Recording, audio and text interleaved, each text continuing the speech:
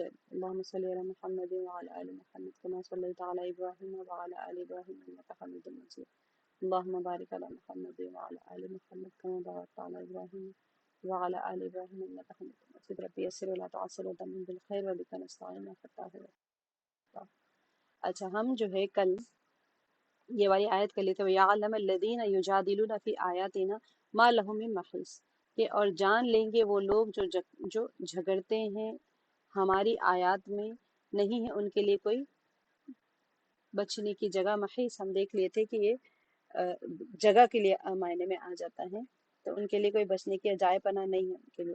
اب یہ ہماری جو سورہ الشعراء کی جو آیات چل رہی ہیں مستقل طور پہ مشرکین مکہ سے مخاطب کیا جا رہا ہے، اور اس کے اندر یہی بتایا جا رہا ہے کہ مشرکین مکہ ان کے جو خود ساختہ ان کے جو وہم تھے، اوہام جو ان کے تھے، اس کو دور کیا جا رہا، اور پیچھے کی آیات سے ہم دیکھ رہے ہیں کہ کس طرح سے بندے کو یہ بتایا جا رہا ہے کہ وہ کس طرح سے کہ انسان کے سامنے جب کوئی پریشانی آتی ہے تو اس کی مدد کون کرنے والے؟ اللہ تعالیٰ کی طرف سے۔ اپنے گناہوں کی وجہ سے اس کے اپنے اعمال ہوتے جس نے کمائے، اور بہت ساری چیزوں کو تو اللہ تعالیٰ درگزر فرما دیتے ہیں۔ پھر ہم نے کشتیوں کے بارے میں پڑھا تھا کہ اللہ سبحانہ و تعالیٰ کس طرح سے بڑے بڑے پہاڑوں کی طرح جو کشتیاں سمندروں میں چلتی ہیں، اس کی اللہ سبحانہ و تعالیٰ ہوا کے ذریعے سے وہ چلتی ہیں۔ اگر اللہ سبحانہ و تعالیٰ چاہیں، وہ بھی ایک نشانی ہے اللہ تعالیٰ کی، اگر اللہ تعالیٰ چاہیں ہواؤں کو روک دینا تو پھر وہ کشتی وہیں کی وہیں ٹھہری رہ جائے گی۔ بے شک آج کل کے جو بڑے بڑے کروز ہے، شپس ہے، اس کے جو ٹرانسپورٹ کے شپس ہوتے ہیں، اس کے لیے ہوا کی ضرورت نہیں رہتی۔ پہلے زمانے میں یہ ہوتا تھا کہ ہوا سے وہ رخ بنتا تھا ان کا، اور ہوا جب چلتی تھی تو وہ اس کے اوپر کے جو پردے لگاتے وہ لوگ، اس سے وہ لوگ ایڈجسٹ کرتے تھے، جیسے جیسے ہوا چلتے گئی اس کا ایڈجسٹمنٹ ہوتے رہتا تھا، تو وہ ہوا کو کاٹتے ہوئے کشتی نکل جاتی تھی اس میں سے۔ لیکن آج کل کے جو ہے پروپیلرز جو ہوتے ہیں وہ سمندر کے اندر موٹر گھومتے رہتی ہے، وہاں سے سمندر کے اندر پانی کو پیچھے پھینکتے اور کشتی آگے بڑھ جاتی۔ تو ہوا کی ضرورت تو نہیں ہے ان لوگوں کو آج کل کشتی چلانے کے لیے، لیکن اس کے باوجود ہم جو ہے یہ تو نہیں کہہ سکتے کہ ہوا کی ضرورت نہیں ہے، تو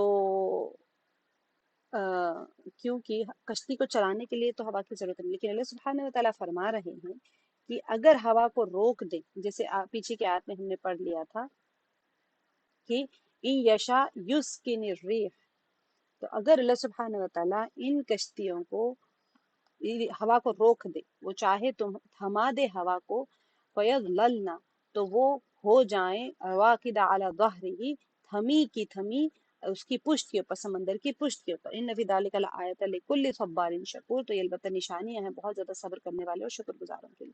تو جب اللہ تعالیٰ فرما رہے ہیں کہ اگر ہوا کو روک دیں تو کشتیاں تھمی کی تھمی رہ جائیں گی، تو پھر بے شک ہوا کا چلنا یا نہ چلنا ایسے معنی نہ رکھتا ہو، یہ نہیں کہہ سکتے ہم، کیونکہ ہوا کا اب ہوا نہیں چلے گی تو بھی کشتی چلتی ہے پروپیلر سے، لیکن ہوا جب چلتی ہے تو سمندر میں ممکن ہے کہ سمندر کے اندر جو پانی کے اندر جو حرکت آتی ہے وہ ہوا کی وجہ سے آتی ہے۔ پانی ہلے گا تو نہیں، ہوا نہیں چلے گی تو اسی وجہ سے اس میں بہت بڑی ٹیکنالوجی ہوگی جو بعد میں ایک بات پتہ چل جائے گی۔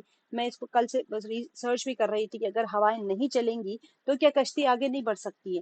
تو ونڈ کے لیے جو آج کل کی جو میکانزم چل رہا ہے وہ پروپیلرز ہوتے ہیں اندر کے، وہ گھومتے ہیں اور کشتی آگے کی طرف بڑھ جاتی ہے۔ لیکن جب اللہ تعالیٰ کہہ رہے ہیں یہاں پر کہ اگر اللہ تعالیٰ ہواؤں کو تھام دے یا تھما دے تو پھر وہ رہ جائیں گی سمندر کے رواقد کہتے ہیں تھمی ہوئی، جس کے بعد ظاہر ہی اس کی پشت پر، یعنی سمندر کی پشت کے اوپر یہ کشتیاں ٹھہری کی ٹھہری رہ جائے گی۔ تو اب یہاں پر آگے اگر دوسری جو آیت اللہ تعالیٰ نے فرما دیا تھا کہ یہاں پر جو فرما دیا یوبقہن، کہ اور ہلاک کر دیں، بما کسبو، ان کو بوجہ ان کے اپنی کمائی کے، جو گنہگار لوگ ہوں گے وہ کشتی کے اوپر سوار ہو کے جب جائیں گے تو اللہ سبحانہ و تعالیٰ کے اختیار میں ہے، اللہ تعالیٰ چاہے تو ان کو تیز و تند ہوا بھیج دیں گے اور وہ ختم ہو جائے گی۔ اس کے لیے یہ آیت کے لیے جب میں سرچ کر رہی تھی تو اس سے ہے کہ جو ہوا رہتی ہے، how does wind affect the cruise ships travelling on the sea, اگر آپ ڈھونڈیں گے جا کے تو آپ کو مل جائے گا کہ بے شک ہوا، اگر ہوا نہیں ہوگی تو وہ پروپیلر سے چل سکتے ہیں، لیکن اگر ہوا تیز ہو گئی تو پھر یہ بچ نہیں سکتے، یہ نہیں بچ سکتے۔ پھر سمندر کی سطح کے اوپر جب جاتے ہیں، ان کی جو روٹ میپس بنتے ہیں وہ کیا چیزوں کو مد نظر رکھ کے بناتے ہیں یہ لوگ روٹ میپس؟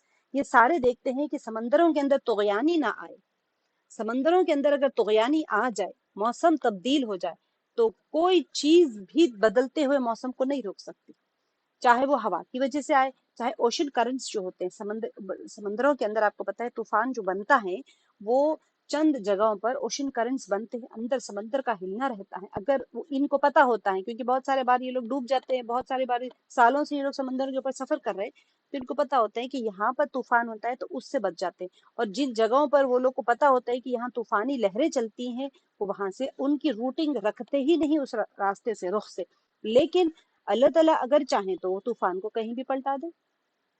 इनको सारे पता होते हैं। मैंने जैसे आपको बताया था कि टाइड्स जो होते हैं, ये जो समंदर के अंदर जो मौजों का ऊपर नीचे होना, ये चांद की मंजिलों के साथ कनेक्टेड होते हैं।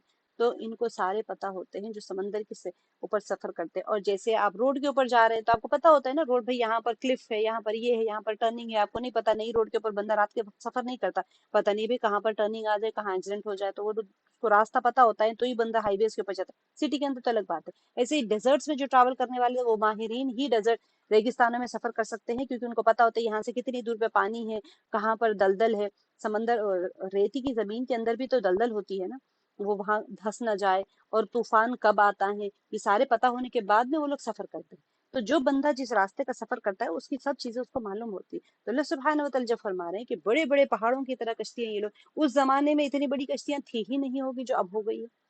आप देखें जाके, 800 900 टन की क्रूज शिप्स है आजकल।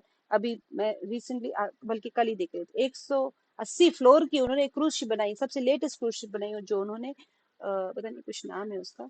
तो वो उसके अंदर उन्होंने सारी दुनिया बना दी। मतलब देख के अगर शिप के अंदर कोई बंदा हो तो उसको ये नहीं अंदाजा होगा कि वो शिप में है या जमीन के ऊपर, इतना कुछ उन्होंने उसके अंदर बना दिया। लेकिन ये सारी चीज किस चीज की मोहताज है? अगर ये क्रूज निकल जाए समंदर के ऊपर, और अगर तुगयानी आ जाए, इनके गुनाहों की वजह से अगर अल्लाह ताला पकड़ ले तो फिर कोई चीज इनको बचा नहीं सकती। इसीलिए अल्लाह ताला फरमा रहे, औ युबिकहुन्न बिमा कसबू, और हलाक कर दे उनको बवजह उसके जो उन्होंने कमाई कि वो माफ कर देते हैं, दरगुजर कर देते हैं बहुत सारी चीजों को। अल्लाह ताला तो नहीं, आप देखें अयाशी हो रही है, सारा कुछ हो रहा है, यूएस की ट्रिप, लंदन की जा रहे हैं, जहां जहां पर भी क्रूज क्रूज जाती है, बड़ी बड़ी शिप्स होती है, तो क्या वो नमाज पढ़ रहे हैं वहां पर, क्या कुरान पढ़ रहे हैं? वो तो सब कुछ कर रहे हैं जो कि हराम है। क्या वो गुनाहों की वजह से वो एक तोगयानी आएगी और सब खत्म कर देगी? तुम कितनी भी बड़ी समंदर के ऊपर जाओ, तुम कहाँ जा रहे हो? समंदर खुद एक मौत का गड़ा है। अब उसके अंदर तुम चल रहे हो और उसी के ऊपर गुनाह कर रहे हो, अल्लाह ताला के पानी के ऊपर अल्लाह की नाफरमानी हो रही है। अल्लाह ताला तो बहुत सारी चीजों को माफ ही कर देते हैं, वह याफू अन कसीर, दरगुजर कर देते हैं बहुत सी चीजों को। अगर अल्लाह ताला का हुक्म हो जाए तो तुगयानी आएगी। हाँ, अच्छा, तुगयानी समंदर में नहीं आई, मिसाल के तौर पे हरिकेन्स जो वगैरह जो बनते हैं, टोर्नाडो सुनामीज जो बनते हैं, वो पानी के अंदर ही बनते हैं। फिर वो आके, आपने देखा होगा अभी एक जो तूफान आया था गुजरात को जो टच किया था, नाम भूल रही मैं उसका, तो वो जो है लैंडफॉल होता है, आप सबको पता है, समंदर के अंदर सुनामी बनती है, तूफान बनता है, और वो फिर आता है, आते आते आते आते वो कम हो जाता है। अगर उसी स्पीड से आए और लैंडफॉल हो जाए, आप सबको पता है लैंडफॉल में जो जमीन को टकराता है वो, ऐसे वो लोग ताक लगा के, घात लगा के बैठते हैं कि अब सारे न्यूज चैनल वाले वही कवर कर रहे होते हैं कि भाई समंदर आ रहा है, लैंडफॉल होने वाला है, 8 बजे होने वाला है, 6 बजे होने, आधा घंटा है, 15 मिनट है, 10 मिनट है, वहां के लोगों को खाली करा देते हैं। और जब टच होने से कुछ देर पहले उसकी स्पीड पूरी कम कर देते हैं अल्लाह सुब्हानहू व तआला। अगर उसी स्पीड से आए तो फिर तो तूफान मच जाएगा, फिर तो 2-3 स्टेट्स तो ऐसे ही बह चलेंगे। जो सुनामी जापान में आया था वो हाल क्या था सबको पता है। तो ये अल्लाह सुब्हानहू व तआला बहुत सारे गुनाहों को तो ऐसे ही माफ फरमा देते हैं, लेकिन जब अल्लाह ताला का कहर नाजिल होता है तो फिर वो अजाब की शक्ल में आता है। वयअलम अल्लज़ीना युजादिलूना फी आयातिना मा लहुम मिन महीस, आगे अल्लाह ताला ने फरमा दिया, और जान लेंगे वो लोग जो झगड़ा करते हैं हमारी निशानी में, हमारी आयत में, कि नहीं है उनके लिए कोई बचने की जगह, कि जाए पना नहीं है। जब इंसान ये सोचता है कि मैं यहाँ से निकल लूंगा और बच जाऊंगा, तो रोए जमीन पर से बच के कोई जा नहीं सकता, रोए जमीन पर से बच के कोई जा नहीं सकता, उनके लिए कोई जाए पनाह नहीं है। तो आगे की जो आयत है आज हम जो करेंगे, फमा ऊती तो मिन शैइन फमताउल हयातिद दुनिया वमा इंदल्लाहि खैरुन व अबqa लिल्लज़ीना आमनु व अला रब्बिहिम यतवक्कलून। ये बहुत ही प्यारी आयत है। फमा ऊती तो, हमने पीछे पढ़ लिया था कि मुसीबतें आती हैं इंसान के ऊपर, परेशानी आती है तो उसे गुनाह झड़ते बहुत ही। कल की जो हमने पढ़ा था इसमें हर इंसान को जिसको आजमाइश आ रही, सेहत की हो, माली हो, जानी हो, जो परेशान औलाद के सामने आ रही हो, सबके लिए तसल्ली भरी आयत थी, बहुत बेहतरीन आयत थी कि जो गुनाह पे सजा उसको दुनिया में मिल जाती है, अल्लाह सुब्हानहू व तआला बड़े हलीम हैं, उनका हिल्म का तकाजा ये है कि वो फिर दोबारा उसके ऊपर नजर नहीं फरमाते। उसको जो गुनाह सजा दुनिया में मिल गई है बस वो माफ हो जाती है। जैसे मैंने आपको बताया था कि गौशाला परिस्थिति में मूसा अलैहिस्सलाम की जो कौम लग गई थी, तो क्या हुआ था? اب سب کو پتا ہے کوہ طور پہ، میں نے آپ کو بتایا بھی تھا 2 3 دن پہلے کہ کوہ طور پہ موسیٰ علیہ السلام تورات شریف لانے کے لیے گئے تھے، 1 مہینے کا کہہ کے گئے تھے، 10 دن اور بڑھ گئے تھے، انہوں نے مسواک کر لیا تو اللہ تعالیٰ نے ان کے لیے 10 دن بڑھا دیے تھے، اور کوہ طور کے اوپر پھر وہ گئے تختیاں لینے کے لیے، یہ لوگ یہاں پر کہے کہ بھئی موسیٰ علیہ السلام تو گئے تو آئے ہی نہیں، تو اب کیسے کریں گے؟ تو وہ جو سامری تھا اس نے سب، یہ لوگ جب فلسطین چھوڑ کے نکل رہے تھے، سوری مصر چھوڑ کے جب نکل رہے تھے، تو وہاں پر کے اپنے دوست جو تھے کنعانی جو تھے، یہ لوگ کنعانی تھے، وہاں جو رہنے والے وہ قبطی تھے، قبطیوں کے پاس ان کے اپنے زیور وغیرہ تھے، وہ سارے کچھ لے آئے، کہ سامری نے کہا چلو تمہارے سب کے زیور نکالو، اس نے سب، وہ تو ایک گولڈ سمتھ تھا، سونار تھا، اس نے سب کو پگھلا کے اس کا ایک بچڑا بنا دیا، اور پھر اس کے منہ کے اندر یا ناک کے اندر وہ مٹی ڈال دی، جو جبرائیل علیہ السلام آتے تھے موسیٰ علیہ السلام کے پاس وحی لے کے، تو ان کے پیر کے نیچے کی، گھوڑے کے نیچے کی جو مٹی تھی وہ حیاتی، اس میں اندر وہ تھی تاثرات تھے کہ جب گھوڑا جاتا تھا اس کے نیچے گھاس اگ جاتی تھی، تو اس نے وہ مٹی اٹھا کے رکھ لیا تھا، وہ جیسے ہی اس کے اندر ڈالا بچڑے کے منہ میں، تو وہ بچڑے کی منہ سے آواز آنے لگ گئی، تو کہا یہی تمہارا معبود ہے، اور سب کے سب چند کچھ لوگوں کو چھوڑ کے، میں نے آپ کو بتایا تھا 6 لاکھ مرد تھے جو مصر سے سمندر کے راستے سے وہ لوگ سفر کر کے آئے تھے، 6 لاکھ لوگ، اس میں عورتیں اور بچیوں کو چھوڑ کے، مفسرین کے اقوال ہے کہ 6 لاکھ لوگ تھے، تو یہ سارے کے اس میں سے چند کچھ کو چھوڑ کے باقی سب گوسالہ پرستی میں لگ گئے تھے۔ اب جب گائے کی پوجا کرنے لگ گئے تھے، موسیٰ علیہ السلام جب تشریف لے آئے تو ان کے جو گناہ تھا اس کی وجہ سے ان کی پکڑ ہو گئی، تو پھر اللہ سبحانہ وتعالیٰ نے حکم فرمایا کہ جو لوگ گائے کی پوجا میں لگ گئے تھے وہ لوگوں کو قتل کر دیا جائے۔ اور قتل کون کرے؟ ایسے نہیں ہوا کہ کوئی چیخ آ گئی، کوئی عذاب آ گیا، یا پھر وہ ایسے ہی کھڑے کھڑے مر گئے، ایسے کچھ نہیں ہوا۔ اللہ تعالیٰ نے حکم دیا کہ ان کے اپنے رشتہ دار، ان کو جو لوگ گوسالہ پرستی میں نہیں، پرستش میں نہیں تھے، جو پوجا نہیں کرتے تھے، وہ لوگ اپنے رشتہ داروں کو قتل کرے جو گناہ میں لگ گئے تھے شرک کے۔ تو اب سامنے کیسے ماریں گے؟ اپنے ہی لوگوں کو کیسے مار سکتا ہے؟ تو اللہ سبحانہ تعالیٰ نے ایک بادل بھیجا جو سارا اندھیرا ہو گیا تھا، اور صرف تلواروں کی کھنکھناہٹ، چیخ و پکار اور خون کی ندیاں بہ رہی تھی۔ صبح سے شام ہو گئی، موسیٰ علیہ السلام اور ہارون علیہ السلام دعا کرنے لگے اللہ تعالیٰ سے، بہت گڑ گڑا کے دعا کر رہے تھے، توبہ کر رہے تھے، معافی مانگ رہے تھے اپنی امت کے لیے، تب جا کے اللہ سبحانہ وتعالیٰ نے معاف فرما دیا، بادل چھٹ گئے اور پھر ان کو معافی مل گئی تھی۔ تو وہ اس وقت صبح سے لے کے شام تک میں 70,000 سے زائد لوگ قتل کر دیے گئے۔ آپ سوچیں میدان طئی میں 70,000 لوگ مرد، ایک گائے کو کاٹیں گے تو چوراہے تک خون چلا جاتا ہے بہہ کے، انسانوں کا قتل، انسانوں کو وہاں پر سزا دی جا رہی ہے قتل کا، 70,000، تو ایسے خون کی ندیاں کیسے بہہ رہی تھی ان کو سوچا۔ تو وہ جو چیخ و پکار تھی عورتوں کی، بچوں کی، جانوروں کی اور تلواروں کی کھنکھناہٹ، جس کو کاٹا جا رہا ہے ان کے بھی چیخ و پکار، وہ ساری جو تھی وہ اللہ سبحانہ وتعالیٰ کی رحمت جوش میں آئی اور معاف کر دیا اللہ تعالیٰ نے، اور بادل چھٹ گئے اور اندھیرا ختم ہو گیا۔ اندھیرا اس لیے ہوا تھا کہ ایک دوسرے کو دیکھنے کا نہیں تھا حکم، بس اب قتل کیے جا رہے تھے، اور سب کو حکم دیا گیا تھا کہ اپنے اپنے راستوں میں جہاں پر وہ ہوتے تھے وہاں پر بس سر نیچے کر کے بیٹھ جائیں، وہاں پر تلواروں سے ان کو قتل کیا جا رہا تھا۔ تو یہ اصل میں بہت سارے اب جو بچ گئے تھے، 70,000 تو نہیں تھے نا، 6 لاکھ میں سے تو سمجھ لے 3 لاکھ، 3 لاکھ میں تو کہہ رہی ہوں، مجھے تو مفسرین کے اقوال نہیں، آپ کو سمجھا رہے ہیں، سمجھے 3 3 ساڑھے 3 لاکھ یا 4 لاکھ لوگ کفر میں چلے گئے تھے، بت پرستش میں لگ گئے تھے۔ تو اب اس میں سے کون قتل کیے گئے؟ 70,000۔ جو 70,000 قتل کیے گئے تھے ان کے تو گناہ معاف ہو گئے، اور جو بچ گئے تھے ان کے بھی گناہ معاف ہو گئے تھے۔ یہ لوگ جو قتل کیے گئے ان کی برکت کہہ لیں یا جو بھی ہوتا ہے، اب یہ 70,000 جب قیامت میں اٹھے جائیں گے تو ان سے پھر وہاں پوچھ نہیں ہوگی، اور یہ لوگ جو گوسالہ پرستی میں لگ گئے تھے ان سے بھی پوچھ نہیں ہوگی کہ تم نے گوسالہ پرستی کی تھی، تب ایسے نہیں ہوگا۔ تو اللہ سبحانہ وتعالیٰ جب کبھی، اب دیکھیں مارے گئے تو مارے گئے، جو زندہ تھے وہ بھی تو اس میں تھے نا، کہ پتہ نہیں اب میری باری آئے گی، تب میری باری آئے گی، اب میں مارا جاؤں گا، تب میں مارا جاؤں گا، تو وہ بھی اس کے گناہوں کے ازالہ ہو گیا، تو اللہ تعالیٰ نے معاف فرما دیا۔ تو اللہ سبحانہ وتعالیٰ بڑے بڑے گناہوں کو معاف فرما دیتے ہیں، تو اسی لیے ہم نے کل پڑھا تھا کہ جب انسان کے اوپر کوئی آزمائش پریشانی آتی ہے تو اس کے گناہ ویسے ہی معاف ہو رہے ہوتے ہیں۔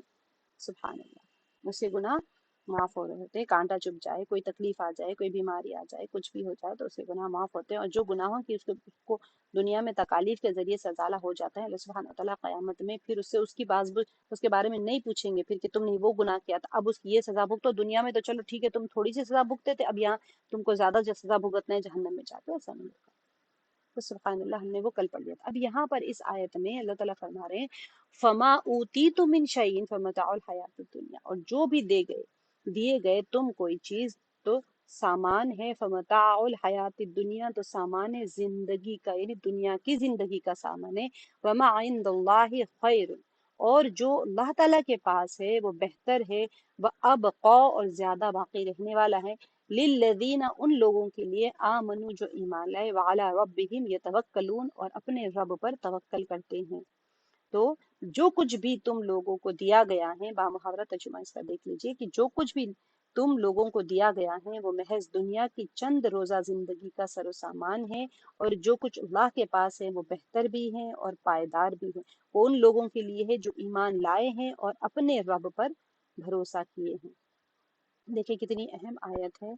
इसको एक एक नुक्ते को समझने की कोशिश करें, क्योंकि ये हमारी रोजाना की जिंदगी और रोजाना की जिंदगी के सवाल है जो हम काउंसलर्स के पास जाके इसका जवाब ढूंढने की कोशिश करते हैं। डिप्रेशन हो जाता है ना, परेशानी आती है तो क्या होता है, डिप्रेशन होता है। जब डिप्रेशन होता है तो आप क्या करते हैं, काउंसलर के पास, साइकोलॉजिकल काउंसलर, साइकोलॉजिस्ट होते हैं, साइकेट्रिस्ट होते हैं, उनके पास जाके काउंसलिंग करवाते हैं। वो क्या करते हैं, नींद की गोलियां दे देते हैं। तो क्या अल्लाह सुब्हानहू व तआला ने उसका इलाज नहीं बताया कुरान पाक में? क्या हमें ऐसे ही भेज दिया दुनिया में कि जाओ बस दुनिया में तुम्हें भेज दिया, तुम कुछ भी कर लो? नहीं, अल्लाह सुब्हानहू व तआला ने कुरान पाक को, जैसे कलामुल्लाह है, अल्लाह का कलाम है, ये हमारी हिदायत के लिए आई हुई किताब है, तो हमारी हर मसले का हल इसी में होगा। तो यहाँ पर अल्लाह सुब्हानहू व तआला फरमा रहे हैं, फमा फमा ऊती तो मिन शैइन, जो दुनिया किसी को मिल गई है। तो इस सिलसिले में जो हमारी एक चल रही है मुमिनीन के बारे में, जो ऊपर से चली आ रही है, मुसीबत आई, फिर उसके बाद में उसका अजाला फरमाया, तो अल्लाह ताला जो गुनाहों का माफ़ फरमाना, ये सारी चीजें बताने के बाद में वही सिलसिले की जो आयत है, उसके अंदर रोए सुखन कौन है, किसको मुखातिब किया जा रहा है? तमाम लोगों की तरफ मुखातिब करते हुए अल्लाह ताला फरमा रहे हैं कि जो कुछ तुम्हें अता किया गया है वो दुनियावी जिंदगी का नापायदार माल और मता है। किसी के पास बड़ा महल हो, किसी के पास छोटी झोपड़ी हो, किसी के पास मर्सिडीज बेंज हो, किसी के पास मारुति छोटी सी कार हो, जो कुछ भी तुमको मिला है दुनिया के मालो मता है और नापायदार है। और दुनिया तुम्हें फरेब देकर गफलत में डाल दे और तुम ये समझते रहो कि वो हमेशा तुम्हारे पास रहेगी। यही सोचते हैं ना लोग, माल आ जाता है तो जक़ात नहीं देते, सोचते मेरा माल खर्च हो जाएगा। क्यों सोचते? क्योंकि वो सोचते हैं माल मेरे पास रहेगा अगर मैं रख लूंगी तो।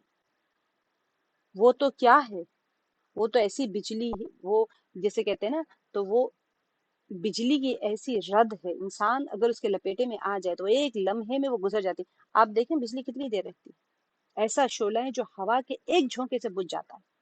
दुनिया का माल और मता अल्लाह ताला खुद उसकी फरमा रहे हैं कि देखो, इंसान जो है, सत्याब पर एक बुलबुला, आप छोटे सा हवा, बच्चे खेलते हैं ना, बुलबुला से वो जो फोम वाटर के अंदर से जो निकलते हैं बुलबुले, क्या कितनी देर का रहता है, वैसे खत्म। आप नहीं भी फोड़ेंगे तो अपने आप फूट जाएंगे। तूफानों की राह में एक गुबार है, जब तूफान आता है तो अल्लाह सुब्हानहू व तआला इस आयत के जरिए से मुफस्सरीन जो फरमाते हैं, बड़े प्यारे अंदाज में वो चीजों को समझाते हैं हमें कि जो कुछ अल्लाह सुब्हानहू व तआला के पास है वो ईमानदारों और ईमान वालों और अपने रब पर भरोसा करने वालों के लिए ज्यादा बेहतर और ज्यादा पायदार है। तो ये जो अल्लाह ताला फरमा रहे, वबा इंदल्लाहि खैरुन व अबका, बेहतर भी है और अबका भी है, यानी कि पायदार है, बाकी रहने वाला है। दुनिया में जितना कुछ भी मिल जाए वो आरजी है, खत्म हो जाएगा, ले लिया जाएगा। या तो मौत से मौत आ जाए तो छिन जाएगा, या तो फिर कोई मुसीबत आ जाएगी तो वैसे ही आपसे छिन जाएगा। लेकिन किसके लिए बाकी है वो? किसके लिए? वमा इंदल्लाहि खैरुन व अबका लिल्लज़ीना आमनु, लिल्लज़ीना आमनु, ईमान लाने वालों के लिए, वाला रब्बिहिम यतवक्कलून, और उनके लिए जो अपने रब के ऊपर भरोसा करते हैं, तवक्कल करते हैं। और अगर तुम कर सकते हो तो इस मादी कायनात की एक महदूद और चंद रोजा मता, एक दुनिया क्या है, चंद रोजा जिंदगी है और इसके फायदे भी थोड़े ही दिन के हैं, इस उस जावेदानी सरमाए से तबादला कर लो। जावेदान किसे कहते हैं? जो हमेशा एक ही हैयत पे रहता है, हमेशा जिंदा रहने वाले को जावेदान कहते हैं। तो हमेशा जिंदा रहने वाले, जो हमेशा हमेशगी की जो जिंदगी है उसके साथ में तब्दील कर लो अपना वो सामान जो दुनिया की जिंदगी का सामान है, मता है, माल है, थोड़े से टाइम के लिए यहाँ पर, लंबा टाइम के लिए तो आपके पास माल रहने वाला ही नहीं है। तो उसको क्या करना है? Trading of your time in trading of your, जो भी आपके पास सामान है, माल मता है, आपकी जिंदगी, आपकी जवानी है, आपका इल्म है, आपका माल है, आपका जो जो कुछ हिनर है आपके पास में, उसको आप आखिरत का सरमाया बना लो। यही अल्लाह ताला यहाँ पर फरमा रहे हैं, यही तुम्हारी सूदमंदाना तिजारत और बेमिसाल कामयाबी है। यहाँ के धोखे में ना पड़ जाओ कि ये हमेशा रहने वाला है, कुछ भी हमेशा रहने वाली चीज नहीं है यहाँ पर।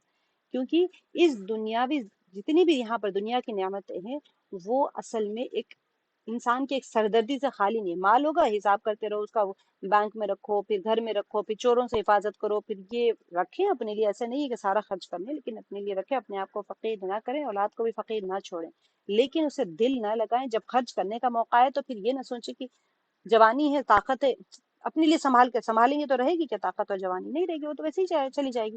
تو اس کو عبادتوں میں صرف کر لیں، لوگوں کی خدمت میں صرف کر لیں.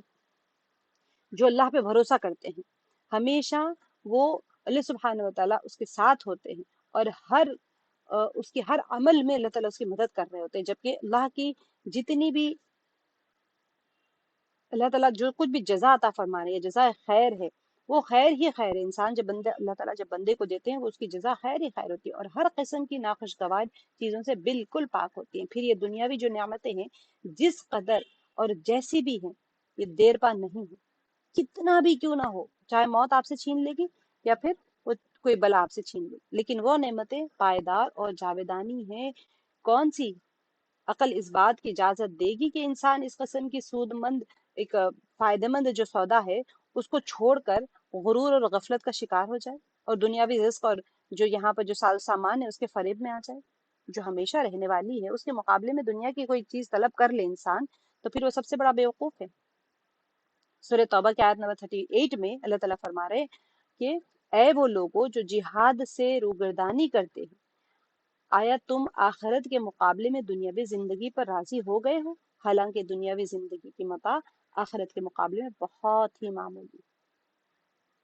تو اصولی طور پر اگر دیکھا جائے تو الحیات الدنیا اس کے وصفی معنی کو پیش نظر رکھتے ہوئے کیا ہے؟ پست اور گھٹیا زندگی کی طرف اشارہ ہے.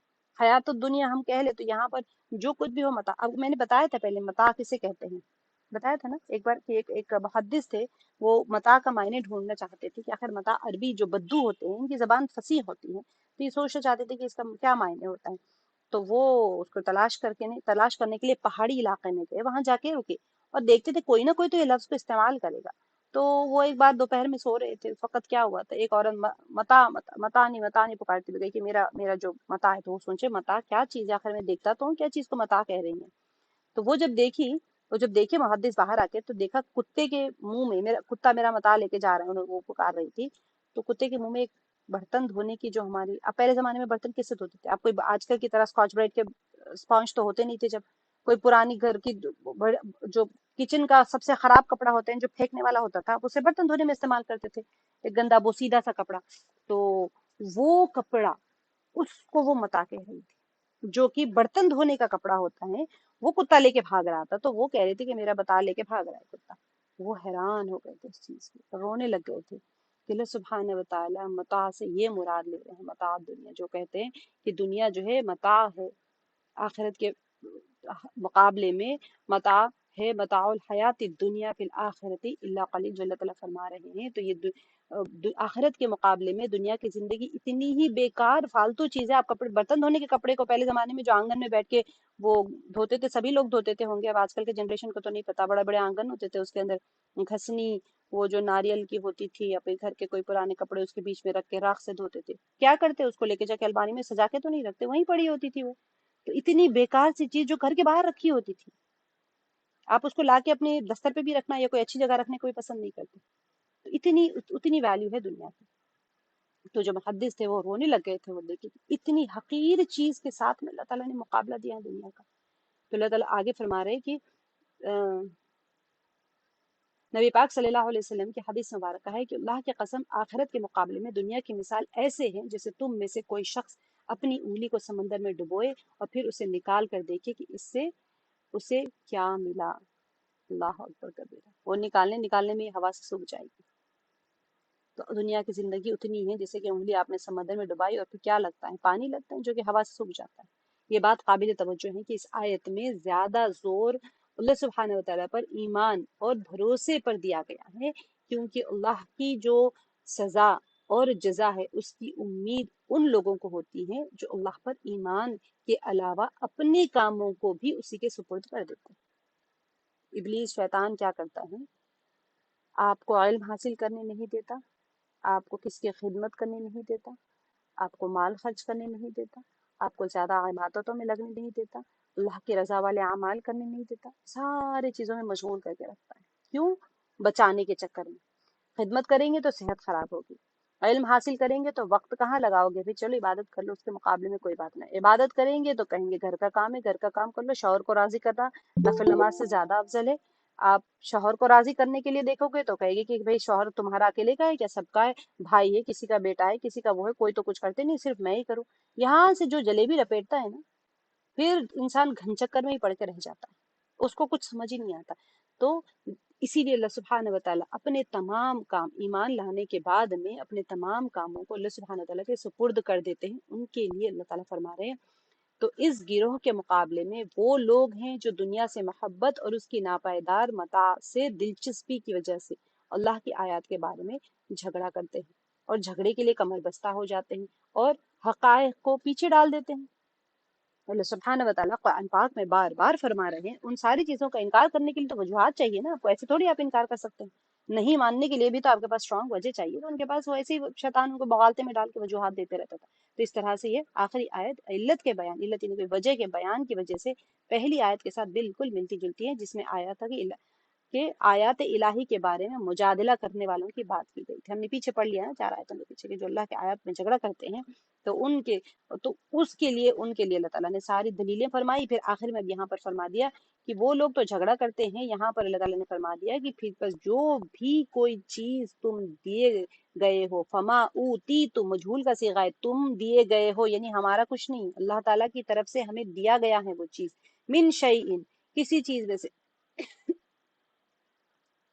تو وہ دنیاوی زندگی کا سامان ہے، فمتاع الحیات الدنیا، اور جو کچھ عند اللہ فرمایا گیا ہے وما عند اللہ خیر وابقى للذین آمنوا وعلی ربهم یتوکلون، ان کے لیے جو ایمان لائے اور اپنے رب پر بھروسہ کرتے رہے، ان کے لیے ہے یہ سارا کچھ خیر اور ہمیشہ رہنے والی چیز۔ تو اصل چیز جو ہمیں کرنا ہے وہ اللہ سبحانہ وتعالیٰ کے اوپر ایمان لانا ہے اور بھروسہ کرنا ہے۔ جب بھروسہ کرتا ہے انسان تو اپنے سارے معاملے اللہ کے سپرد کر دیتا ہے، پھر کل کیا ہوگا، پرسوں کیا ہوگا، اس کے بعد کیا ہوگا وہ نہیں سوچے گا۔ ہمیں کرنا کیا ہے؟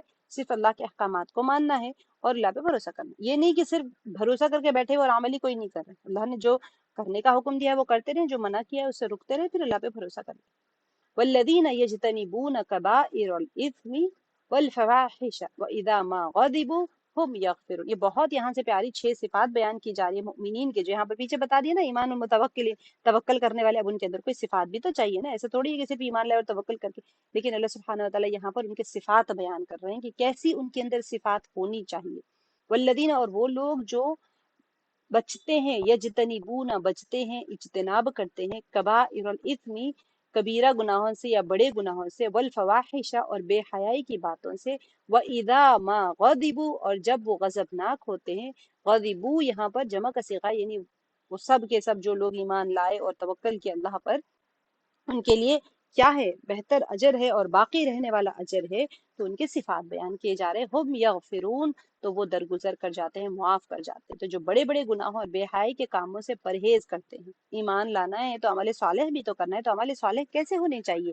ہم اپنے لیے چیک لسٹ بنا رہے ہیں، پر اللہ سبحانہ وتعالیٰ ہمیں بتا رہے ہیں کہ دیکھو تمہاری چیک لسٹ یہ ہونی چاہیے، اور اگر غصہ آ جائے تو درگزر کر جاتے ہیں۔ بہت ہی پیاری آیت ہے، بہت بہترین انداز میں اللہ سبحانہ وتعالیٰ یہاں پر ہماری تربیت فرما رہے ہیں۔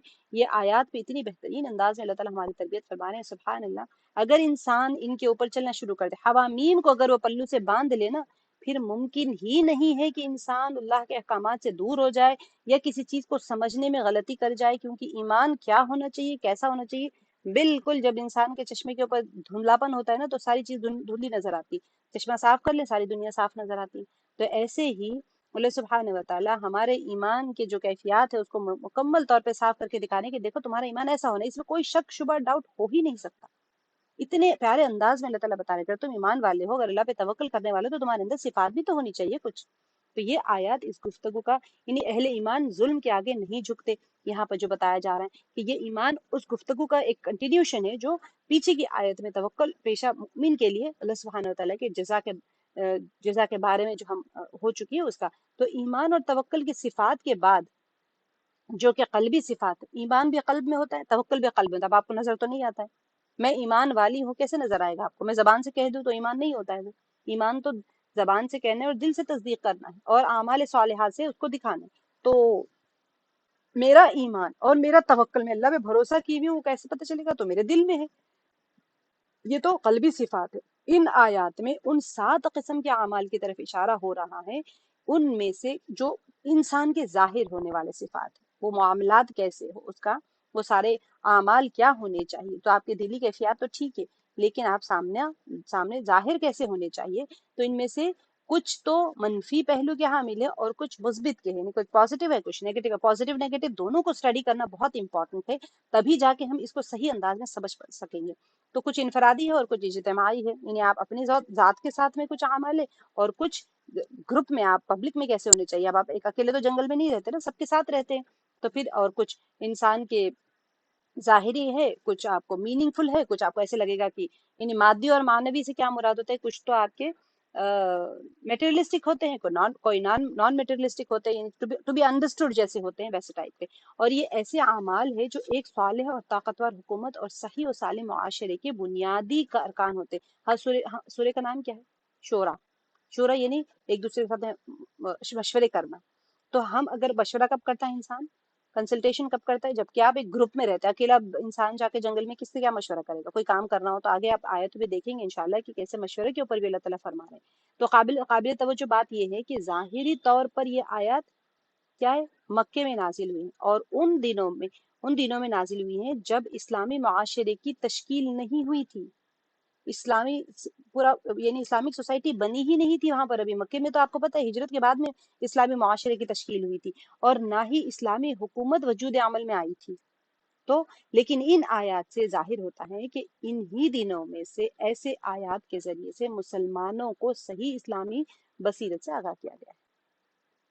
پہلے ہی سوشل سسٹم، میں نے آپ کو بتایا تھا آخری دور میں کہ جو صورتیں ہیں اس کے اندر سوشل سسٹم کی ساری چیزیں بتائی جا رہی تھی کہ ہونا کیسے چاہیے اسلامی حکومت۔ تو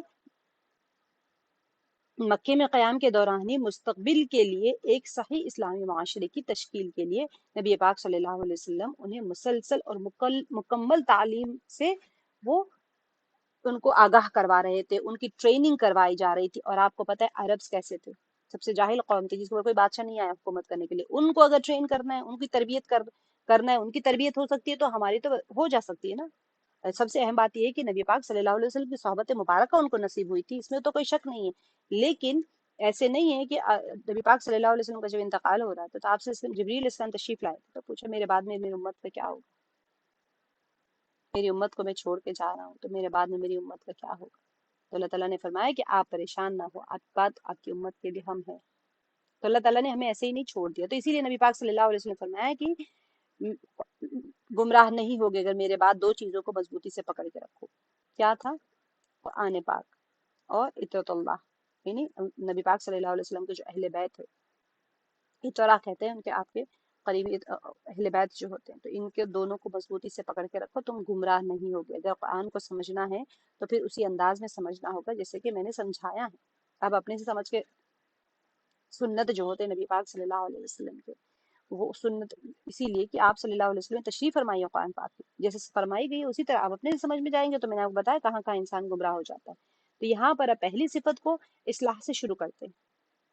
سبحان اللہ، اب دیکھیں صفات بیان ہو رہی ہے۔ پہلی صفت اصلاح سے شروع کرتے ہوئے فرمایا گیا ہے کہ اللہ تعالیٰ کی جزا اور جو کچھ اللہ کے پاس ہے ان لوگوں کے لیے سب سے بہتر اور سب سے زیادہ پائیدار ہیں جو گناہان کبیرہ سے اجتناب کرتے ہیں، گناہ کبیرہ سے جو بچتے ہیں اور بری باتوں سے پرہیز کرتے ہیں۔ ٹھیک ہے، جو آیت میں فرمایا جا رہا ہے والذین یجتنبون کبائر الاثم، گناہ کبیرہ سے والفواحش، دونوں چیزیں ایک ساتھ آ گئی، گناہ کبیرہ اور فحش گوئی، فواحش جتنے بھی بہائی کے کام ہوتے ہیں سارے ان سے بچنے کے لیے فرمایا گیا ہے۔ تو بری باتوں سے پرہیز کرتے ہیں۔ اب یہاں پر کبائر جو کبیرہ کی جمع ہے جس کا معنی ہے بڑے گناہ۔ اب رہا یہ سوال کہ گناہوں کے بڑے ہونے کا کیا معیار ہے؟ آپ کو کیسے پتہ چلے گا کہ یہ بڑا ہے یا چھوٹا ہے؟ بڑا کب پتہ چلتا ہے؟ سامنے کوئی چیز چھوٹی ہو تو مقابلہ دیں گے تو آپ کو پتہ چلے گا کہ یہ بڑا ہے اور یہ چھوٹا ہے۔ تو بعض مفسرین نے تو اس سے ایسے گناہ مراد لیے ہیں جو قرآن میں مذکور ہوئے ہیں اور اللہ سبحانہ و تعالیٰ نے ان کے ارتکاب پر عذاب کی وعید کی ہے، یا ایسے گناہ جو شرعی حد کا سبب بنتے ہیں، حد یعنی اللہ کی طرف سے جو سزائیں ہوتی، زنا کر دیا تو ان کے لیے سنسار کر دیا، حد جو اللہ تعالیٰ خود سزا تجویز فرماتے ہیں کہ اب سنسار کر دو پتھر مار کے، چوری کیا ہے ہاتھ کاٹ دینے کا حکم آیا ہے، اگر شادی شدہ مرد اگر چوری کرتا ہے تو پھر اس کو سنسار کرنے کا حکم آیا، غیر شادی شدہ ہوگا تو 80 کوڑے مارنے کا حکم ہے، اور پھر اگر عورت کے اوپر زنا کی تہمت لگائی 80 کوڑے مارنے کا، سورہ نور میں بہت ہر جگہ پر یہ اگر قسم کھائی یا قسم کا کفارہ بتا دیا ہے، تو یہ وہ تو خیر سزاؤں میں نہیں ہوتی ہیں، لیکن ان چیزوں کا ارتکاب کرے انسان بے باکی سے یا جیسے بھی ہوتا ہے تو وہ گناہ کبیرہ جو کہ شرعی حد کا سبب بنتے ہیں۔ اب بعض مفسرین نے کہا کہ شاید اس سے مراد بدعتیں ہیں اور لوگوں کے ذہن میں اعتقادی شکوک و شبہات کا پیدا کرانا، بدعت اور لوگوں کے ذہن میں اعتقادی شکوک و شبہات کا پیدا کرانا ہے، آپ خود گناہ کر رہے ہیں، ٹھیک ہے، اور اس کو صحیح ثابت کرنے کے لیے دوسروں کے اندر بھی وہی شک و شبہات ڈال رہے ہیں عقیدے کے اعتبار سے یا کوئی بدعت کے اعتبار سے، تو یہ گناہ کبیرہ ہے۔ لیکن جس طرح کے ہم پیچھے سے جو چلے آ رہے ہیں نا کبیرہ کے لغوی معنی کی طرف اگر رجوع کریں تو معلوم ہوگا کہ کبیرہ سے مراد وہ گناہ ہیں جو اسلامی نقطہ نظر سے بڑا اور با اہمیت ہو۔ اس کے بڑا ہونے کی ایک علامت یہ بھی ہے کہ قرآن مجید میں اس کے بارے میں عذاب کی دھمکی دی گئی، اللہ تعالیٰ جب خود سزا تجویز فرما دے کہ یہ جادوگر ہے مثال کے طور پہ تو یہ گناہ مت کرنا، شرک نہ کرنا، ظلم نہ کرنا، ناحق یتیموں کا مال نہ کھا لینا، تو یہ ساری کسی غیر عورت سے بات نہ کرو، عورتوں کے لیے پردے کا حکم، جو بڑے بڑے چیزیں اللہ تعالیٰ نے خود فرمائی ہیں، اگر اس کے وہ گناہ کو وہ اعمال کو اگر کرے گا تو پھر وہ گناہ کبیرہ ہو جائے گا۔ اب یہاں پر کبائر کی اس صورت میں کیا ہوگا کہ گناہان کبیرہ وہ ہوتے ہیں جن کی سزا اللہ تعالیٰ نے جہنم مقرر فرمائی ہے، جیسے کہ شرک ہے، تو بہت سارے گناہ ایسے ہیں جس کا جہنم ہی اس کی سزا ہے۔ تو اسی طرح اگر کسی گناہ کی عظمت اور بڑائی دوسرے حوالوں سے ثابت ہو جائے، گناہ کی عظمت کیا ہوگی؟ بڑا ہونا، تو اس کا عظمت اور بڑائی ایک گناہ کتنا بڑا ہے، کتنا شدید ہے، کیسے ثابت ہوگا؟ تو اس کے دوسرے حوالوں سے ثابت ہو جائے تو بھی اس پر کبیرہ کا عنوان صادق آ جاتا ہے، کہ حدیث سے ثابت ہو گیا یہ کہ اس طرح سے ثابت ہو جائے تو وہ بھی کبیرہ گناہ کا ہے۔ اب فواحش جو ہے فاحشہ کی جمع ہے، جس کا معنی ہے نہایت ہی برے اور ناپسندیدہ اعمال۔ اس کلمے کو کبائر کے بعد میں ذکر کرنا، کیا فوراً اللہ تعالیٰ نے کیسے آیت کو دیکھا کیسے بتایا جا رہا ہے، یجتنبون کبائر الاثم والفواحش، فوراً کبیرہ گناہ کے بعد میں یہ کلمہ جو ہے ذکر کر دیا گیا ہے۔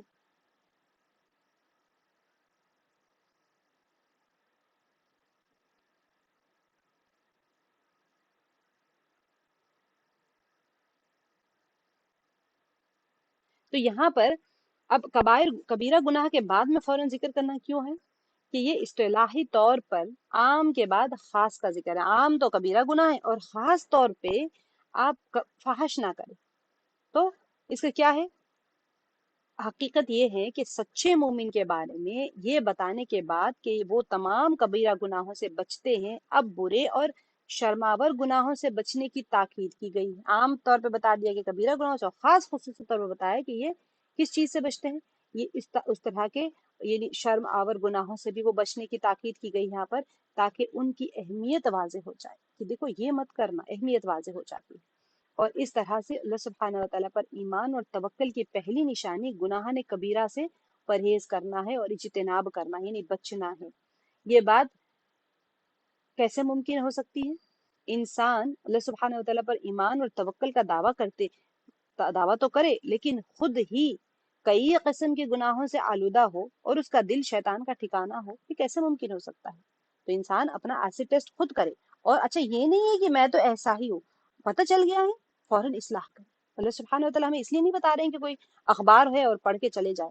اگر ہم گناہ کبیرہ میں مبتلا ہیں تو توبہ کا دروازہ کھلا ہے، کبیرہ گناہ کے لیے توبہ کر لے انسان، صلاۃ توبہ پڑھ کے اللہ سے مانگے، توبہ کرے، اللہ تعالیٰ توبہ کے ذریعے سے اس کے گناہ توبۃ النصوحہ، توبہ کرے ایسے کہ اب آگے نہیں کرنے کی، پختہ ارادے کے ساتھ میں ندامت کے آنسو بہائیں، سجدے میں جا کے روئیں، اپنے گناہوں کو یاد کر کے اللہ کے خوف سے، اللہ کی محبت میں روئیں اور اپنے گناہوں سے معافی مانگے، اور اس کے بعد میں اللہ تعالیٰ اس کو معاف فرما دیتے ہیں، اور پھر گناہوں سے بچتے رہنا۔ اور وہ چیزوں کی علم حاصل کریں جس سے اللہ ناراض ہوتے ہیں. جب اللہ تعالیٰ کے دل میں محبت آ جاتی ہے تو پھر انسان اس کی تلاش میں رہتا ہے کہ میں کون سا ایسا عمل کر لوں کہ اللہ مجھ سے راضی ہو جائے، اور کون سا عمل نہ کروں جس سے اللہ مجھ سے ناراض نہ ہو جائے. اچھا، یہاں پر آگے جو بتایا جا رہا ہے دوسری صفت بھی پاکیزگی اور اصلاح کے پہلو کی حامل ہے، اور انسان کے زبردست ایک بحرانی حالت میں کیا ہو جاتا ہے، آپ کو کوئی کوئی کیفیت آ گئی جو آپ کی مرضی کے خلاف ہو گئی، تو اس وقت کیا ہو جاتا ہے انسان، غصے میں آ جاتا ہے. غیظ اور غضب پر کنٹرول کے لیے اللہ تعالیٰ آگے بتا رہے ہیں یہاں پر کہ وَإِذَا مَا غَضِبُوا هُمْ يَغْفِرُونَ. سبحان اللہ. یہاں پر اللہ سبحانہ وتعالیٰ بتا رہے ہیں کہ جب انسان کا غصہ اور آؤٹ آف کنٹرول ہو جاتا ہے تو اس کو اوپر کیا کرے، وہ ایسے لوگ ہیں جو غصے کے وقت معاف کر دیتے ہیں. وَإِذَا مَا غَضِبُوا ہو. دیکھیں یہاں پر اللہ تعالیٰ نے یہ نہیں کہا کہ اپنے غصے پہ کنٹرول کرو. وَإِذَا مَا غَضِبُوا هُمْ يَغْفِرُونَ، کیونکہ غصے کے وقت تو آپ بیٹھ جائیں، سامنے والے سے ہٹ جائیں، وہ ساری تو بتا دی جاتی ہے، لیکن معاف کرنا کتنا مشکل کام ہوتا ہے اس وقت جب آپ غصے میں ہو. اس وقت جب آپ کو کسی پہ شدید غصہ آ رہا ہے اس وقت آپ کہیں کہ اس کو معاف کر دو. وہ ایسے لوگ ہیں جو غصے کے وقت میں وہ ایسے لوگ ہیں جو غصے کے وقت معاف کر دیتے ہیں. وَإِذَا مَا غَضِبُوا هُمْ يَغْفِرُونَ. نہ صرف غصے کے وقت وہ ایک ہوتا ہے نا ایک کنٹرول کر لیتے ہیں، ان کے وہ اپنے آپ کو قابو کر لیتے ہیں اور وہ کسی غلط کام کا ارتکاب نہیں کرتے، بلکہ آپ جو ہے عفو اور غفران سے اپنے اور دوسرے لوگوں کا دل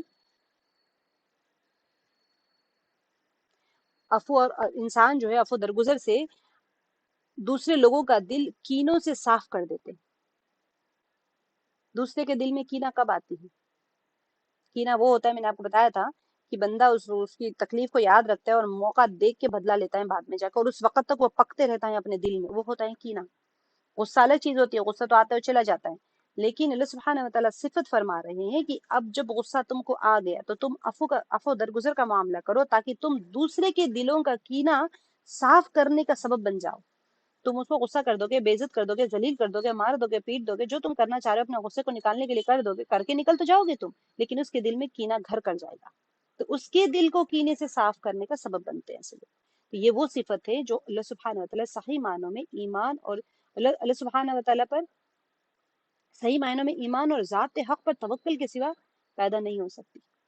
اللہ پہ ایمان ہے، اللہ کے اوپر اپنے سارے بھروسے سارے کام چھوڑ دیے، بھروسہ اللہ کے اوپر کر کے چھوڑ دیا. تب اگر وہ مکمل طور پہ انسان کے اندر کامل اگر ہو جائے وہ کیفیت، تبھی جا کے یہ پاسبل ہو سکتا ہے کہ وہ غصے کے وقت میں دوسرے کو معاف کر دے. یہ معمولی صفت نہیں ہے.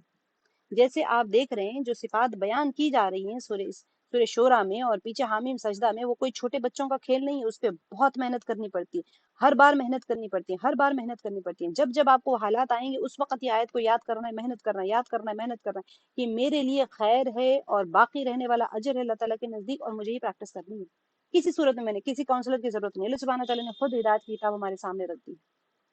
تو کیا کر رہے ہیں ہم یہاں پر، آگے والے کے دل کو کینہ سے پاک رکھ رہے ہیں. بہت بڑی چیز ہے نا، نسلوں میں کینہ چلتا ہے. آج آپ نے کسی کو ذلیل کر دیا اور 10 سال 20 سال کے بعد میں بھی آپ کے بچوں سے بدلا لیں گے. تو وہ چیز آگے بھی بہت پیارے انداز میں اللہ تعالیٰ ایسے ایسے اعمال بتا رہے ہیں، ایسے ایسے صفات بتا رہے ہیں، بہت اس کے پیچھے محنت کرنی پڑتی ہے جب جا کے وہ چیز حاصل ہو سکتی ہے. تو فرما رہے ہیں کہ یہ اتنا آسان نہیں ہے کہ کوئی بندہ اس طرح سے وہ درجے کو پہنچ جائے یا وہ اپنے اندر وہ چیز کو زندہ کر لے. یہ بات لائق غور ہے کہ اللہ تعالیٰ یہ نہیں فرماتے کہ وہ غصہ نہیں کرتے. سوچنے کی بات ہے، یہاں پر اللہ تعالیٰ نے یہ نہیں کہا کہ غصہ نہیں کرو، کیونکہ یہ تو انسانی فطرت کا تقاضا ہے، اور بعض مقامات پر تو اس کی ضرورت بھی ہوتی ہے. کیوں؟ کب ہوتی ہے ضرورت غصے کی؟ جیسے کہ اللہ کی راہ میں اور مظلوم لوگوں کے حق کو ثابت کرنے کے لیے غیظ و غضب کا اظہار کرنا پڑتا ہے. بھائی مظلوم کے اوپر ظلم ہو رہا ہے تو آپ جا کے دیکھیں گے، جانے جو مظلوم کے اوپر آگے کی آیت میں آپ دیکھیں گے، آگے کی آیات میں کہ مظلوم کے اوپر ظلم کیا جائے تو آپ کو کیا کرنا چاہیے. بلکہ اللہ تعالیٰ فرماتے ہیں کہ وہ غصے کے وقت میں گناہوں سے آلودہ نہیں ہوتے اور معاف بھی کر دیتے ہیں، اور ایسا ہونا بھی چاہیے. انسان کیوں کر اللہ کی مغفرت کی توقع کر سکتا ہے جبکہ وہ خود کینہ پرور اور انتقام لینے والا مزاج رکھتا ہو، اور غیظ اور غضب کے موقع پر کسی قانون کو خاطر میں ہی نہیں لاتا ہو، اللہ کا قانون ہی بھول گئے. تو یعنی کہ انسان کو جب غصہ آئے تو اللہ تعالیٰ فرما رہے ہیں کہ اس وقت اپنے غصے کو کنٹرول کرو اور سامنے والے کو معاف کر دو. اپنے دل میں کینہ نہ رکھو اور سامنے والے کا دل بھی کینہ سے پاک رکھو. انتقام مت لو، انتقامی مزاج مت رکھو. انتقامی مزاج وہ لیتا ہے جو ہوائے نفس کے پیچھے بھاگتا ہے. جیسے آپ کو پتہ ہے جنگ ہو رہی تھی، حضرت علی رضی اللہ عنہ کسی دشمن کے سر کے اوپر سوار ہو گئے، اس کو قتل کرنے کے لیے کافر اس نے تھوک دیا، وہ اڑ گئے، اس کو چھوڑ کے اڑ گئے، تو فرمایا کہ آپ نے مجھے قتل کیوں نہیں کیا؟ تو اب تک تو میں اللہ کے لیے جہاد کرا، تم نے میرے اوپر تھوک دیا، اب ان کے اوپر وہ آ گیا نا، میرے اوپر کیسے تھوکا اس نے؟ اگر اب میں قتل کرتا تو اپنی ہوائے نفس کے لیے کرتا، تو اس کو چھوڑ دیا، نبی حضرت علی رضی اللہ عنہ نے چھوڑ دیا۔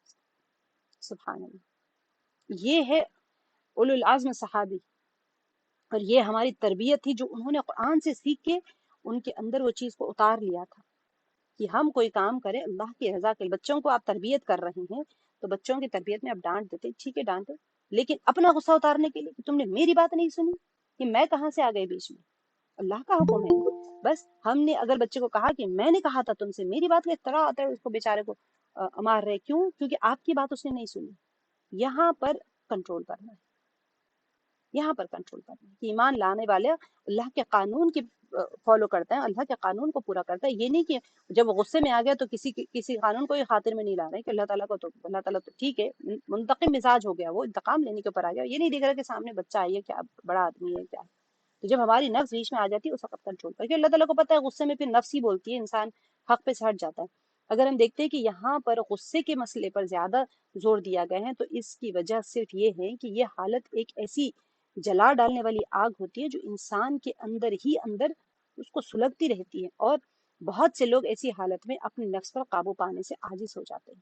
لیکن حقیقی مومن کسی بھی حالت میں مغلوب الغضب نہیں ہوتے، اس کے اوپر ورک آؤٹ کرتے رہنا چاہیے۔ تو اسی لیے فرمایا گیا کہ جب بہت تیز غصہ آتے ہیں پانی پی لیں، آگ جو ہوتی ہے اس کو بجھانے کا طریقہ پانی ہے، اور اگر پھر بھی کنٹرول نہ ہو تو بیٹھ جائیں، اور جس کے اوپر غصہ آ رہا ہے فوراً اس کو اپنی نظر کے سامنے سے دور ہو جائیں، یا آپ ہٹ جائیں وہاں سے، یا جس کے اوپر غصہ آ رہا ہے اس کو ہٹا دیں وہاں سے، اور اگر بیٹھا ہو تو لیٹ جائے، لیٹا وضو کر لے فوراً جا کے۔ یہ ساری چیزیں سنت ہے، نبی پاک صلی اللہ علیہ وسلم نے فرمایا، کیونکہ انسان کے جسم کے اندر خون، شیطان ایسے خون کی طرح دوڑتا ہے، اور جب آپ غصے میں ہوتے ہیں قتل ہوتے ہیں، قتل ہو جاتے ہیں۔ جتنے لوگوں کے کیس چلتے رہتے ہیں نا جیل میں، اگر آپ جا کے وہاں پتہ کریں گے تو آپ کو اندازہ ہوگا کہ قتل ہونے کی وجہ ہی غصہ تھی۔ غصہ آیا، پتھر اٹھا کے پھینک دیا، کوئی چیز اٹھا کے پھینک دیا، اس کو گرا دیا، وہ مر گیا۔ اب وہ تو مر گیا، لیکن جو جس نے مارا ہے وہ تو 14 سال قید ما بشقت گیا، یا پھر اس کو پھانسی چڑھا دی جائے گی۔ تو لمحہ بھر کا غصہ تھا وہ، تو اس کے اوپر بہت پریکٹس کرنی ہوتی ہے۔ اللہ سبحانہ و تعالیٰ ہم سب کو اللہ سبحانہ و تعالیٰ کے قانون کے مطابق چلنے والا بنائے، نہ کہ ہم ہوائے نفس کے پیچھے چل رہے۔ آگے بہت پیاری صفت ہے، والذین استجابوا لربہم واقاموا الصلاۃ وامرهم شورى بینہم ومما رزقناہم ينفقون، اور وہ لوگ جو حکم مانتے ہیں، والذین استجابوا لربہم اپنے رب کا، واقاموا الصلاۃ اور قائم کرتے ہیں نماز کو، وامرهم اور ان کے معاملات شورى بینہم مشورے سے ہوتے ہیں آپس میں، ومما اور اس میں سے رزقناہم رزق دیا ہم نے ان کو، ينفقون وہ خرچ کرتے ہیں۔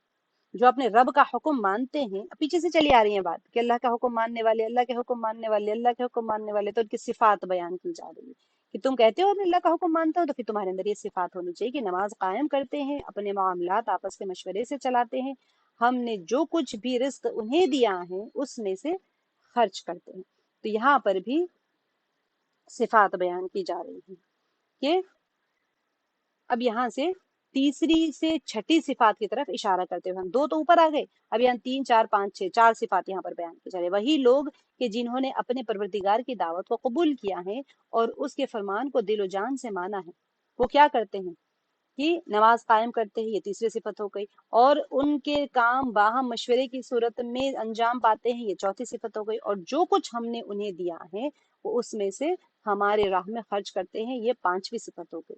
اب پیچھے کی آیت میں مومنین کے وجود کے گناہوں سے دور کے انسان کے اندر جو گناہ ہوتے ہیں اس گناہوں سے دوری اور غیظ و غضب پر قابو پانے کی بات کی گئی تھی کہ وہ گناہوں سے بچتے اور غصے کے اوپر کنٹرول کرتے ہیں۔ اب یہاں پر اس کی طرف انسان کو دعوت دی گئی۔ اب اس آیت میں اللہ سبحانہ و تعالیٰ ان کے وجود کے مختلف پہلوؤں سے اصلاح کی بات فرما رہے ہیں۔ یہاں پر انسان کے الگ الگ پہلو ہوتے ہیں، تو اللہ سبحانہ و تعالیٰ فرما رہے ہیں کہ اب اس کی اصلاح کیسے ہو۔ آپ کا سیلف امپرومنٹ بھی تو چاہیے، پرسنالٹی ڈیولپمنٹ بھی تو چاہیے آپ کے اندر۔ ایسے نہیں ہے کہ اللہ سبحانہ و تعالیٰ آپ کو ایک ہی بات کے اوپر کہہ رہے ہیں، ہر چیز کے اندر اس کے اندر آتا ہے۔ اہم ترین چیز کیا ہے؟ اللہ سبحانہ و تعالیٰ، اللہ تعالیٰ کے دین کی دعوت کی قبولیت اور اس کے فرمان کے آگے سر تسلیم خم کر دینا، اللہ تعالیٰ کے دین کو ہم اگر مان رہے ہیں تو پھر اپنے آپ کو سرنڈر کر دینا. یہ ایک ایسی چیز ہے کہ جس میں تمام نیکیاں، اچھائیاں اور اللہ سبحانہ و تعالیٰ کے فرمان کی اطاعت سب کے سب یہاں پر مل جاتے ہیں، اور مومنین اپنے تمام وجود کے ساتھ میں اللہ کے حکم کے آگے سر جھکائے ہوتے ہیں. یہ چیزیں جو بتائی جا رہی ہیں یہ آسان تو نہیں ہے. جب تک کہ اپنے آپ کو سرنڈر نہ کر دیں انسان نہیں کر سکتا ہے. اب اس کے ارادے کے مقابلے میں اپنے ارادے کو نہیں لاتے. اللہ فرما رہے ہیں اللہ کا ایک ارادہ ہے، میرا اپنا ایک ارادہ ہے، یہ نہیں لاتے. اور اور ہونا بھی نہیں چاہیے ایسا، کیونکہ انہیں اپنے ارادے کو نہیں لانا چاہیے، کیونکہ گناہ کے جو جو گناہ ہوتے ہیں نا اصل وہ راہ حق میں سب سے بڑی رکاوٹ ہوتے ہیں. آپ ایک اللہ کے راستے کو پکڑ کے بیٹھے، جب آپ گناہ کرتے رہتے ہیں تو پھر وہ رکاوٹیں بنتی چلی جاتی. انسان کا جو قلب ہوتی ہے، اس کا جو روح ہوتی ہے، ان کے آثار سے پاک کرنا چاہیے انسان کو. اس کے بعد ہی اسی کے آگے انسان اپنے آپ کو سرنڈر کر سکتا ہے. ٹھیک ہے، یہ مرحلہ ایک قطعی ہو جاتا ہے کہ انسان سب سے پہلے گناہوں سے بچے، تو جب جا کے وہ راہ حق کے اوپر چلتا ہے پھر اس کا قلب اور اس کی روح کے اندر وہ آثار نظر آتے ہیں، وہ گناہوں کے آثار جو ہوتے ہیں اس کو وہ پاک کر لیتا ہے، تو پھر اس کی روح اور اس کے قلب کے اندر وہ تمام روحانیت اور نورانیت آتی ہے، تب جا کے وہ اپنے آپ کو جھکا سکتا ہے اللہ کے سامنے. اس کے علاوہ وہ جھک ہی نہیں سکتا، کیونکہ اس کا دل اور اس کا جو دل ہے، اس کی جو روح ہے، وہ تو ہوائے نفس کے پیچھے بھاگ رہی، اپنے خواہشات کے پیچھے بھاگ رہی. تو کیسے کسی کو اپنے آپ کو سرنڈر کر سکتا ہے انسان؟ اللہ تعالیٰ کا یہ جو اللہ تعالیٰ کے احکامات ہیں ان میں سے بھی بعض ایسے ہیں جو نہایت ہی اہم مسائل پر وہ ہے مشتمل ہے، کہ خاص طور پر جن کی نشاندہی کی جا رہی ہے. اس لیے یہاں پر اسی قسم کے مسائل کو ذکر کیا گیا ہے. وہ ہمارے روزانہ کی لائف، روزانہ کے مسائل ہے نا، یہ تو ہمارے، اس میں کوئی نئی چیز ہے. جہاد میں تلوار کیسے پکڑنا نہیں بتایا جا رہا ہے یہاں پر. آپ نے اپنے روزانہ کی زندگی میں اپنے اعمال کیسے رکھنا ہے وہ بتا رہے ہیں اللہ تعالیٰ، کہ جن میں سے اہم ترین کیا ہے؟ نماز. نماز دین کا ستون ہے اور خالق اور مخلوق کے درمیان میں رابطہ ہے، اور انسان کے جو ہماری جو نفس ہوتی ہیں اس کی تربیت ہوتی ہے اس سے. مومن کی معراج ہوتی ہے، معراج یعنی عروج. انسان معراج میں نبی پاک صلی اللہ علیہ وسلم اللہ تعالیٰ سے ملاقات کرنے کے لیے تشریف لے گئے تھے. ہم نماز میں کھڑے ہوتے تو ہم اللہ سے ملاقات کر رہے ہوتے. اگر ہماری نماز ویسی ہو جائے تو اللہ تعالیٰ ہماری نمازوں کو واقع میں ہماری معراج کا ذریعہ بناتے. اور برائیوں سے روکنے والی چیزیں ہم نے پڑھ لیا تھا کہ نماز انسان کو تمام گناہوں سے روکتی ہے اور برائیوں سے روکتی ہے. اگر نہیں روک رہی ہیں تو پھر اس کے نماز میں کمی کوتاہی ہے، اس کی اپنی نماز کو درست کرنا چاہیے.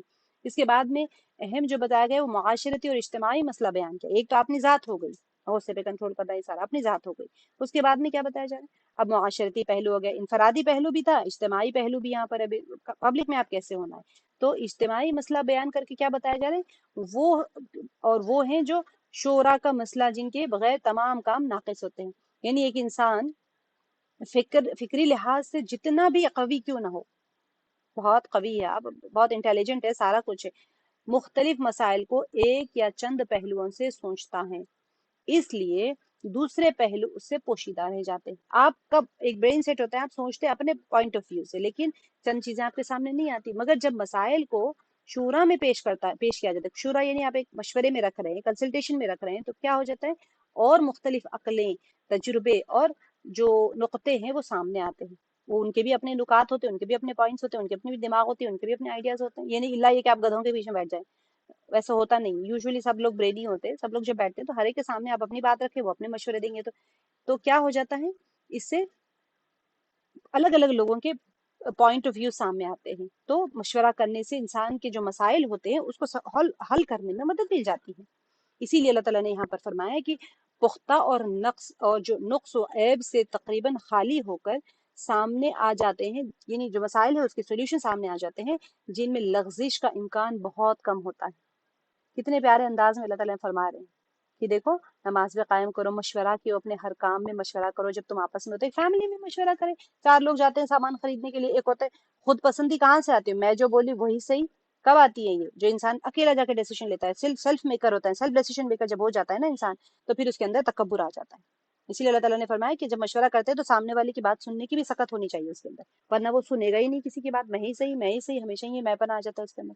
تو یہی وجہ ہے. دیکھیں سرکار دو عالم صلی اللہ علیہ وسلم فرماتے ہیں کہ جو شخص بھی اپنے کاموں میں کسی دوسرے شخص سے مشورہ کرتا ہے اسے مطلوبہ اور سیدھے راستے کی ہدایت کی جاتی ہے. اب دیکھیں نبی پاک صلی اللہ علیہ وسلم آپ صلی اللہ علیہ وسلم کے پاس وحی مبارکہ آ رہی ہے، اللہ تعالیٰ کی طرف سے قرآن پاک اتر رہا ہے، فرشتے ہیں، سارا کچھ ہونے کے باوجود آپ صلی اللہ علیہ وسلم مشورے کیا کرتے تھے صحابہ کے سامنے، ٹھیک ہے، جو بھی کام کرتے تھے آپسی مشوروں سے انجام پاتے تھے۔ اور پھر دلچسپی کی بات یہ ہے کہ نبی پاک صلی اللہ علیہ وسلم عقل یعنی کہ عقل کل ہونے اور مبدأ وحی سے مستقل رابطہ، مبدأ وحی کون ہے؟ اللہ سبحانہ وتعالیٰ، اللہ تعالیٰ کے پاس سے وحی آ رہی ہے اور مستقل رابطے میں اللہ تعالیٰ کے ساتھ میں، اس کے باوجود جتنے مختلف جو الگ الگ جو اجتماعی ہوتے ہیں، معاشرتی ہوتے ہیں، انتظامی ہوتے ہیں، جنگ اور صلح کے مسائل ہوتے ہیں، دوسرے اہم امور جو ہوتے تھے، وہ صحابہ سے مشورہ کیا کرتے تھے، بلکہ بعض اوقات ان کے رائے کو ترجیح دیا کرتے تھے۔ آپ بتائیں کون ہے جس کے پاس اتنے پاورز ہو، جنتی ہے، سارا کچھ رکھے، وہ مشورہ لے اور پھر ترجیح بھی دے دے ان کے